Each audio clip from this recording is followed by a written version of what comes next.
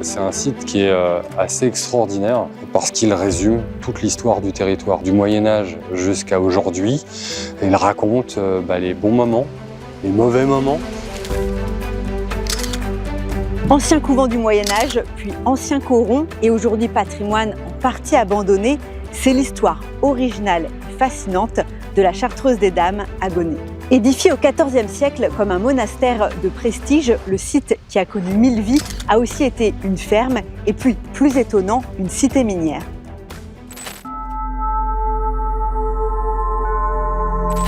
Ils ont marqué le paysage et la vie des habitants du Nord-Pas-de-Calais mais sont aujourd'hui à l'abandon. Avec Zone Fantôme, on vous emmène explorer ces lieux en friche avec celles et ceux qui veulent les sauver.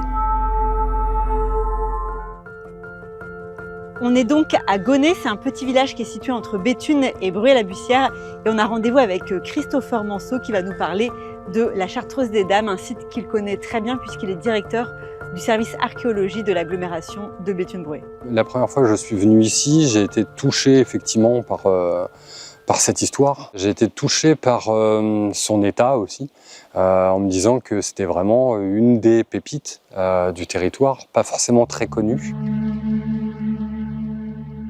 Savez-vous que Gonnet est unique en Europe? C'est l'un des rares villages à avoir accueilli 2 chartreuses, l'une pour les hommes, qui aujourd'hui a été rénovée en complexe d'hôtels-restaurants, et une autre pour les femmes. C'est là où nous nous trouvons aujourd'hui.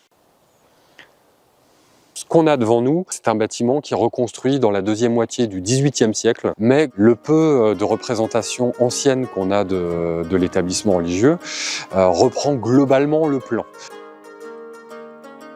Et pour comprendre l'importance de cette histoire, il faut remonter au Moyen-Âge, plus précisément en 1328. Thierry d'Hirson, qui est un proche conseiller de Mao d'Artois, petite fille de Saint-Louis, qui est assez connu, le roi Saint-Louis.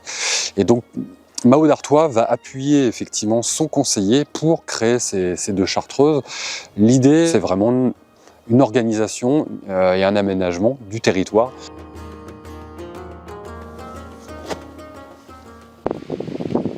C'est un mur d'enceinte 14e, donc on a les soubassements en grès, on les voit bien en escalier, et puis l'élévation en calcaire. Mais là, voilà, on est dans le 14e. C'est assez inédit de voir un mur de cette époque-là sur une aussi importante longueur. Les bâtiments à côté du campanile sont les bâtiments dans lesquels vivaient les religieuses. La journée et la nuit sont rythmées par des prières. Jusqu'à la Révolution française, le site accueille des dizaines de religieuses, souvent issues de grandes familles. Ce site va avoir vraiment un lien particulier avec les puissants de l'époque. Le site va être notamment faire l'objet de visites, par exemple, de Charles Quint. C'est extrêmement gratifiant, quelque part, d'être accepté, effectivement, dans cette communauté, parce que, encore une fois, on fait partie du gratin de la société à une certaine époque. À la Révolution, les religieuses sont chassées. Le site devient alors une grande exploitation agricole. Le site qui deviendra à ce moment-là le Château des Dames, c'est le surnom qu'il prendra, donc il y a toujours une référence effectivement aux chartreuses malgré tout, et c'est dans cet état-là qu'il va vivre jusqu'au rachat du site par les houillères, donc en 1905.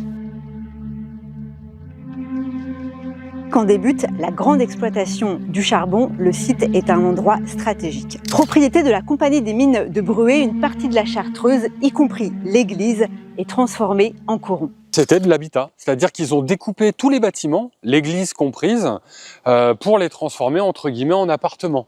Quelque part, ça donne un peu l'idée du pouvoir, si je puis dire, des houillères à l'époque.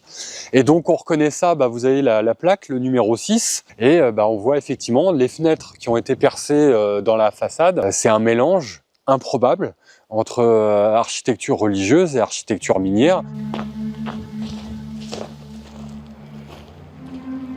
Nous voici là devant les restes de 2 carins. Ce sont des petits bâtiments dans lesquels il y avait la réserve de houille, de charbon pour se chauffer.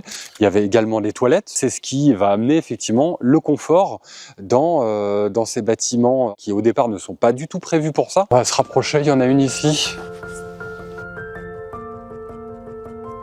On voit qu'ici c'était le numéro 12 et donc des mineurs vivaient ici et il y a vraiment une association, une assimilation entre les familles et ce patrimoine-là. Ce sont des corons magnifiés dans des bâtiments 17e ou 18e et ce qui fait que les dernières familles qui ont quitté le site disaient bien qu'ils avaient vécu au château. Dans les années 70, quand l'extraction du charbon périclite, les houillères veulent tout simplement détruire le site. C'est alors une mobilisation dans le village de Gonnet pour sauver la Chartreuse. Dans les années 90, il a aussi été le théâtre de fouilles archéologiques pour mieux comprendre son histoire. Pendant des années, il y a eu ici des logements sociaux. Les derniers habitants sont partis en 2012, le début de la lente dégradation du site. Et puis en septembre 2018, c'est le drame. La Chartreuse est touchée par un incendie, un crève-cœur pour beaucoup d'amoureux du site.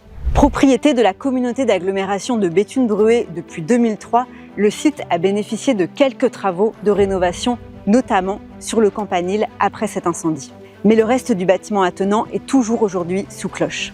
Le principal pour la collectivité, c'est de le maintenir dans un bon état de conservation pour que dans les années qui viennent, peut-être 5 ans, 10 ans, 15 ans, 20 ans, 30 ans, un projet et les financements associés vont permettre effectivement de lui trouver une vocation et de le permettre de le faire vivre et de pouvoir traverser le 21e siècle comme il en a traversé un certain nombre depuis le 14e. La grande force de la Chartreuse des Dames à Gonnet, c'est de symboliser toute l'histoire de l'Artois entre Moyen-Âge flamboyant et épopée minière. Les moments où le territoire a été disputé entre différentes factions, parce que c'était un territoire prospère, et puis d'autres moments plus difficiles, effectivement, d'abandon, de destruction. Lieu totalement à part, la Chartreuse continue à sa manière de témoigner de la riche histoire de la région.